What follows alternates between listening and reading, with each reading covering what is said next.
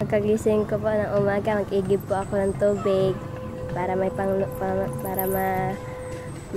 tubig po kayo magluto. Tapos po nagluto ng mama, maligo na po ako. Kung malamig po yung tubig, hindi na po kami maligo. Pagkatapos po, gisingin ko po yung mga kapatid ko. Sabay na po kami magpunta ng school. Kahit wala po kami kanin, basta maka-school lang po kami, okay lang po. Pagbaba po kami yan, masyado malayo. Karating po kami doon sa mga patag, okay lang po kami, magtawa-tawa na po kami.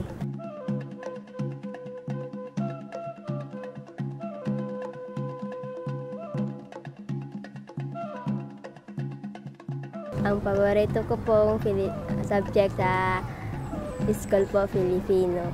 Ay hindi mahirap, ay maintindihan ko lang po. Ay kung English po, hindi mo maintindihan masyado. Dito po sa school namin, friends po kami lahat. Wala po nag-aaway.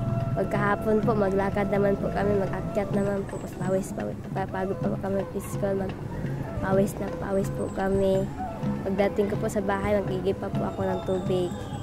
At saka magluto po, gas po ako ng plato, at saka ginapaligo ko po yung mga kapatid ko. Pangarap po naging teacher po, kagaya nila Ma'am Ami, Ma'am Maribel, para makatulong po ako sa mga kapwa ko po na mahirap.